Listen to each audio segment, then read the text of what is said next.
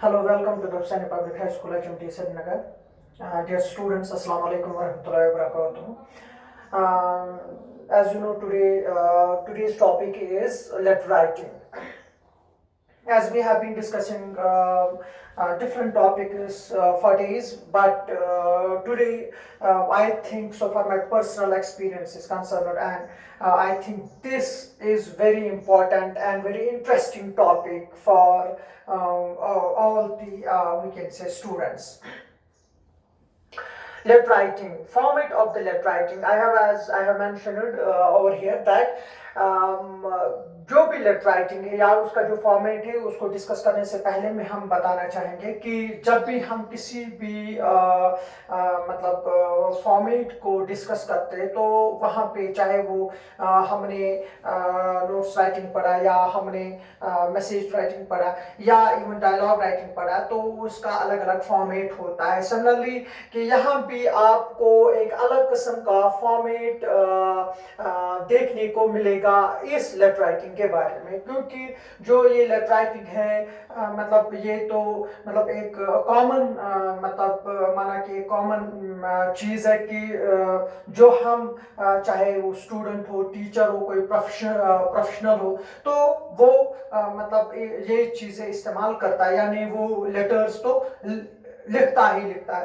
तो यहाँ पे जो अब मतलब हम टॉपिक पे आते हैं तो यहाँ पे जो फॉर्मेट ऑफ लेटर राइटिंग, अभी मैंने ये नहीं कहा कि वेदर इट्स अ फॉर्मल और informal, whether it's a social और बिजनेस लेटर्स, लेकिन मैंने ये नहीं कहा, मैं अभी फॉर्मेट ऑफ लेटर राइटिंग के बारे में आपको बताऊंगा। At first whenever you are going to address a letter, at the same time you should know whom you are addressing,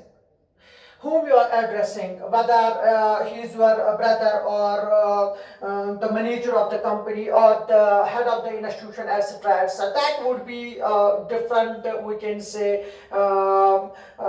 matter that would be dealt later on. But before that you need to know how you came, क्योंकि चाहे वो formal हो या informal हो तो आपको एक माना कि एक फॉर्मेट को फॉलो करना है और वो फॉर्मेट दोनों का होता है। अगर वो अलग अलग हो लेकिन फॉर्मेट दोनों का होता है। देखिए एक लेटर में क्या क्या होना चाहिए, हेडिंग आनी चाहिए। So whenever you are going to address anybody, at the same time you need to mention that कि उसमें उस लेटर में आप हेडिंग लिखोगे, हेडिंग की आप किसको एड्रेस कर रहे हो।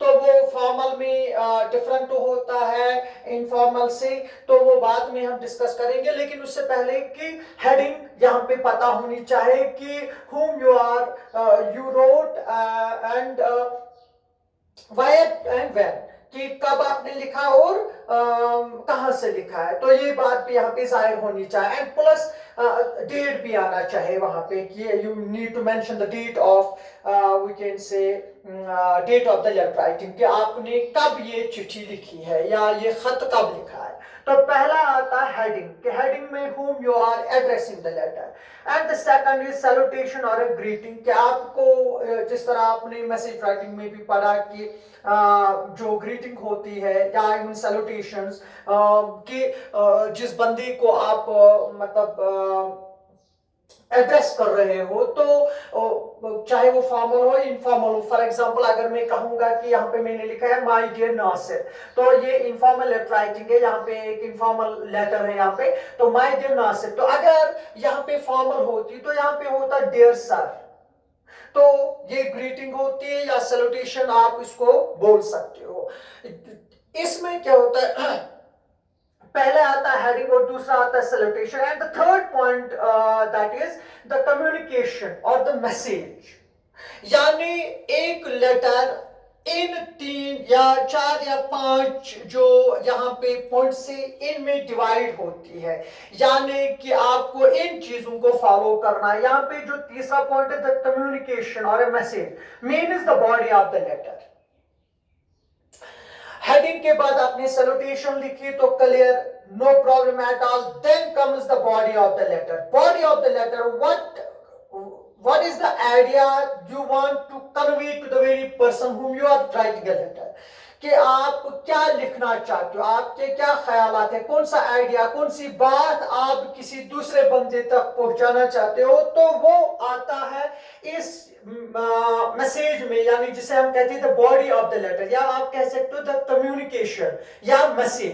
तो इसमें ये आना मतलब वो आता है, वो डिपेंड होता है कि जो राइटर होता है कि उसके कौन से आइडियाज है, कैसे ख्यालात है जो वो दूसरे बंदे तक पहुंचाना चाहता है। लेकिन इसमें दो तीन चीजें ज्यादा अहम है।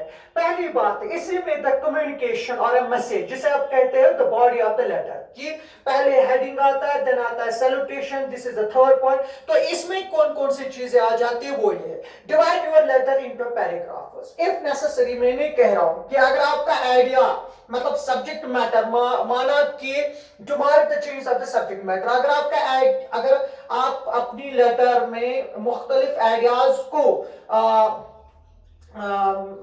दिखाना चाहते हो, मुख्तलिफ आइडियाज को दिखाना चाहते हो, तो वहां पे आपको पैराग्राफ्स को भी चेंज करना है। You need to divide your letter into paragraphs. For example, क्योंकि as you might have heard it, जब भी चाहे वो ऐसे हो या कोई भी मतलब टॉपिक हो, अगर उसमें डिफरेंट पैराग्राफ्स हो तो वो दिखाता है कि उसमें डिफरेंट आइडियाज हो। Means one paragraph it means one idea, one paragraph means one idea। तो यहाँ पे क्या करोगे, जब भी आप बॉडी एक लेटर राइटिंग की, जो एक लेटर की जो बॉडी आप मतलब तस्वुर करोगे, यानी उसमें कुछ लिखोगे, तो at the same time you would keep this thing in mind that you would divide your letter into paragraphs, but to mark the change of the subject matter. अगर आपको लगता है कि इसके अलावा, अगर आपने एक आइडिया लिखा, अगर आपको लगता है कि इसके अलावा भी दूसरा आइडिया, तो आप लिख सकते हो। देन इसी कम्युनिकेशन या मैसेज यानी बॉडी ऑफ द लेटर में दूसरा जो पॉइंट है, आपको सिंपल और डायरेक्ट लैंग्वेज का इस्तेमाल करना है। Simple or direct means you don't have to use indirect language, you have to use direct language. For example, I have to write to the principal of this institution. Whatever I have to say, I have to use direct language. I don't have to use some indirect. For example, मुझे आपसे कुछ कहना है तो मैं directly आपको कहूंगा, मतलब मुझे दाएं बाएं नहीं जाना है कि मैंने उससे सुना वो क्या ऐसा किया, ना मैंने खुद जो कुछ कर रहा है मैंने खुद करना है। शॉर्ट सेंटेंसेस और जो उसमें जो मतलब जुमले आएंगे, सेंटेंसेस आएंगे, जो आपके आइडियाज होंगे, तो वो मतलब माना कि वो शॉर्ट होने चाहिए। Short means don't be eloquent. आपको वो दास्तान नहीं कहेंगे, बाद में वो वहां में गया, यहाँ मतलब वहां से आके मैं वहां गया, वो इतना नहीं कहना। Short sentences, don't be an eloquent.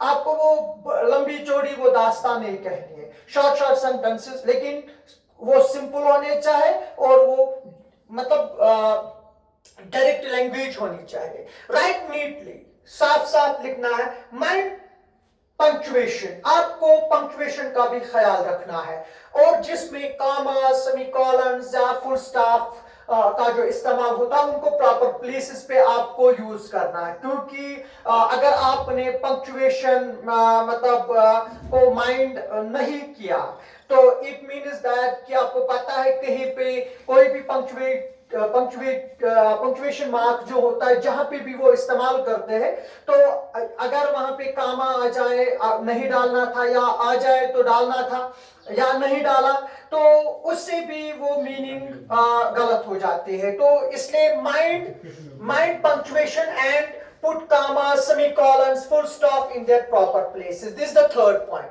And the fourth is the subscription or the courteous leave taking. यानी for example हम इस तरह बात करेंगे कि लास्ट में जो हम लिखते हैं, for example, don't end your letter abruptly, simply the writer's name. This would look rude. For example, जब भी हम किसी लेटर को एंड पे लाते हैं, अपने आइडियाज को एक्सटाम करते हैं, तो एट द एंड आपको मतलब अपना नाम, उसके बाद जल्दी आप अपना नाम नहीं लिखोगे, उसके बाद कुछ उससे पहले, अपने नाम से पहले कुछ मतलब अल्फाज जो इस तरह लिखोगे कि जो, लेकिन वो जो अल्फाज होने चाहिए वो मतलब पोलाइट फॉर्म के अल्फाज होने चाहिए। polite forms of leave taking sentences or some we can say words. For example, we have yours sincerely, yours sincere friend, yours faithfully, yours obediently, etc etc etc. तो इनको आप अवॉइड नहीं कर सकते हो, यानी आप एब्रप्टली अपना नाम नहीं लिखोगे इनके बगैर, तो ये रूड माना जाएगा, ये ऑकवर्ड माना जाएगा। तो ये चीजें एक लेटर राइटिंग में जरूरी होता है। एंड लास्ट में आप क्या लिखोगे, द सिग्नेचर और the name of the writer. जो जब आप सब्सक्रिप्शन को मेंशन करोगे लेटर राइटिंग में, उसके बाद या तो आपका अपना सिग्नेचर होना चाहिए या अपना नाम होना चाहिए। तो ये था format of the letter writing. ये दोनों के लिए both for we can say formal as well as informal letter writing. तो यहाँ पे अब ये तो फॉर्मेट था। अब यहाँ पे कि देखेंगे कि कितने किस्मों की जो लेटर्स होती है। दो किस्मों की जो लेटर्स होती है, एक होती है सोशल लेटर्स और दूसरा आता है बिजनेस लेटर्स।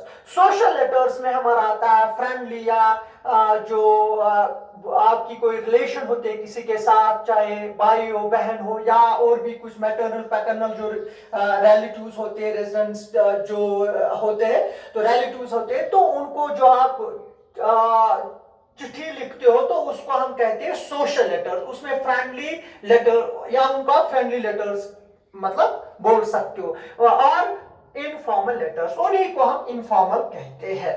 और जो बिजनेस लेटर्स, उसमें आता है लेटर्स ऑफ एप्लीकेशन और letters to the government officers और लेटर्स टू द न्यूज़पेपर्स, उनको हम फॉर्मल कहते हैं। फॉर एग्जांपल ये फॉर्मल, इनफॉर्मल या सोशल और बिजनेस लेटर्स, इनमें क्या फर्क है?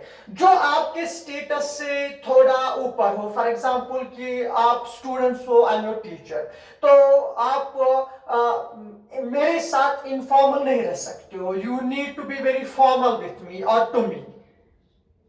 मतलब जब भी आप क्लास में जाते हो तो आप यूं ही you can't slam the door and come in inside the classroom. No, you need to take the permission. That means the person in your classroom is a person who's having an authority. So once or while writing or addressing such a person, you need to mention at the same time that you are actually writing a formal letter। और उसमें आपको अपनी language का और अपने जो उसके जो स्टेटस का भी ख्याल रखना है। और जब भी आप सोशल लेटर्स के बारे में बात करोगे तो उसमें फ्रेंडली लेटर्स उनको कहते हैं। तो यकीनन अगर आप भाई को या बहन को या अपने दोस्त को चिट्ठी लिख रहे हो या लिखते हो तो डेफिनेटली यूजुअली जिस तरह आप घर में भाई बहन के साथ बात करते हो या स्कूल में जो आपके फ्रेंड्स हैं उनके साथ बात करते हो, तो उसी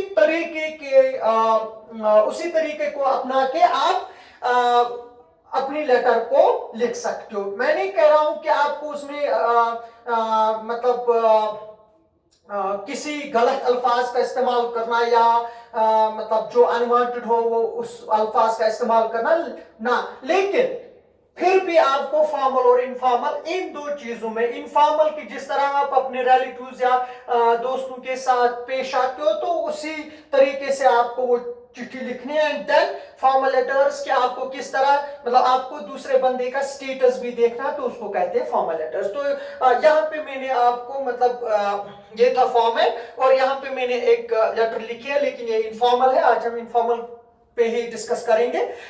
मैंने लिखा है हेडिंग। यहाँ पे मैंने पहले ही डिस्कस किया था कि हेडिंग किसी भी लेटर राइटिंग के बारे में जब आप बात करोगे तो वहां पे हेडिंग आ जाता। तो यहाँ पे हमने हेडिंग लिखा land 14, land number 14, Mustafabad, Jainapur, Srinagar. So it means that this is the heading. And then date आना लाजमी होता है 18 मई 2020। तो यहाँ पे this is the heading. Maybe this person is living somewhere, residing somewhere, and you are not addressing the very person.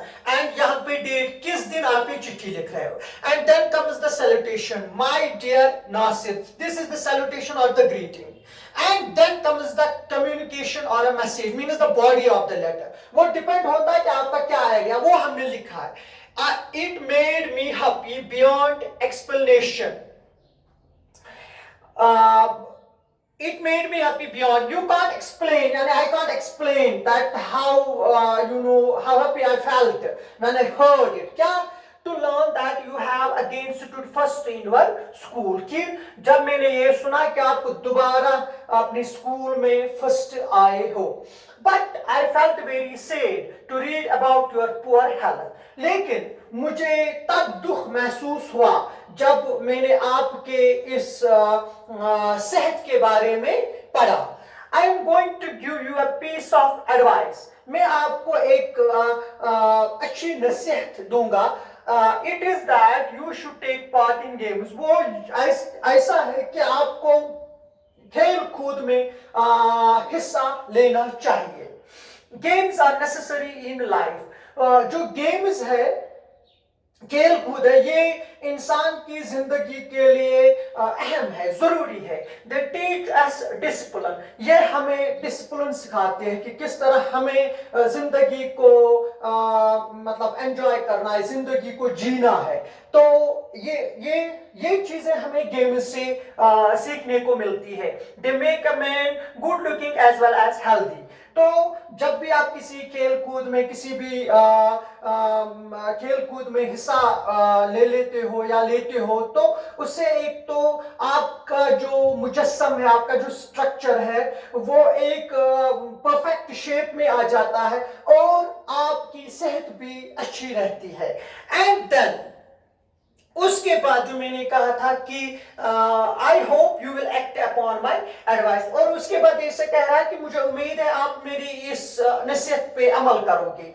With love. This what जो यहाँ पे मैंने लिखा था कि सब्सक्रिप्शन में आप यस विथ लव, और उसके बाद मैंने लिखा था यूअर्स अफेक्शनेटली. यहाँ पे मैंने देखे फोर्थ पॉइंट जो यहाँ पे मैंने फॉर्मेट में लिखा था, द सब्सक्रिप्शन और courteous leave taking, कि आप इसके बाद I hope you will act upon my advice, उसके बाद सीधा अपना नाम नहीं लिखोगे, बल्कि आप सब्सक्रिप्शन यानी एक पोलाइट फॉर्म लीव टेकिंग लिखोगे, यानी एक ऐसा वर्ड लिखोगे या ऐसा कॉम्बिनेशन ऑफ वर्ड लिखोगे जिससे जो रीडर होता है इस लेटर राइटिंग का, इस लेटर का, तो वो खुश हो जाए कि there are some well wishers, कि हाँ कोई उसका चाहने वाला है, कोई उसका ख्याल रखने वाला या मतलब चाहत रखने वाला है. तो वी कॉल इट.